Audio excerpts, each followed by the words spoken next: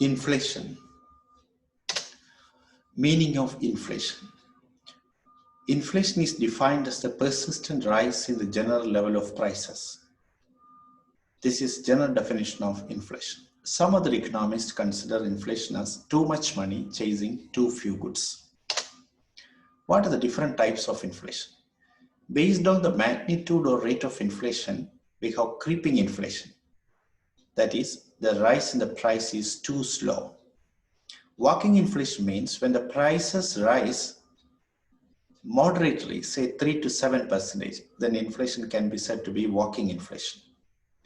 Running inflation means when the prices rise rapidly, say 10 to 20%, then inflation is running inflation. Hyperinflation means the prices rise at a high rate, say 20 to 100%. On the basis of causes of inflation, inflation can be classified as demand pull or excess demand inflation. It occurs when aggregate demand exceeds aggregate supply. Cost push inflation or supply push inflation is a second type of inflation due to causes. It occurs when prices rise due to rise in wages and profits. On the basis of the reactions of the government to inflation, inflation can be classified as open inflation. It happens when the government takes no steps to check inflation. Repressed inflation or suppressed inflation, it happens when the government takes steps to check inflation. Based on the spread, inflation can be classified as under comprehensive inflation. It happens when the prices for commodities register a rise.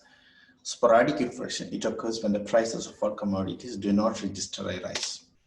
On the basis of specific causes, inflation can be classified as currency inflation. This is the inflation caused by excess supply of money or currency. Credit inflation, this occurs due to the expansion of credit in the economy. Wage-induced inflation, this is an inflation that results from an increase in wages. Scarcity-induced inflation, inflation due to scarcity of goods is called scarcity-induced inflation. Markup inflation, inflation due to the method of markup pricing is known as markup inflation. There are other types of inflation like sectoral inflation. Sectoral inflation means inflation is restricted to a particular sector of the economy. For example, agriculture sector may be affected by inflation, but not the industry sector.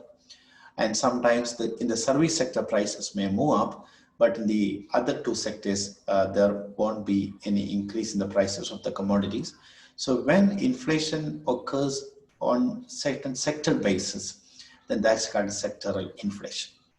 There is another kind of inflation which is called a ratchet inflation. It needs some more explanation because this is a kind of inflation where the prices in excess demand sector rise.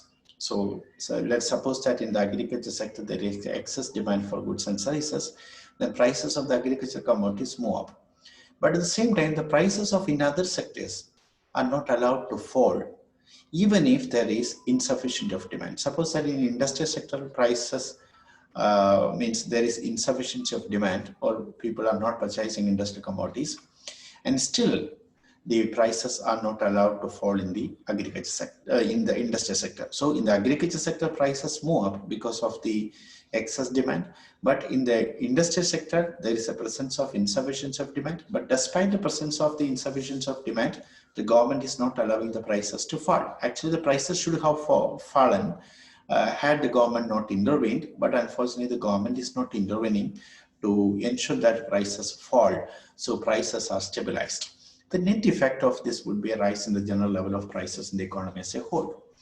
Then there is another kind of inflation which is called imported inflation. What is imported inflation? As the title itself shows, it is imported from other countries in the sense that if there is an increase in the prices of commodities and services which we import from other countries, naturally it will lead to an increase in inflationary pressures in the country.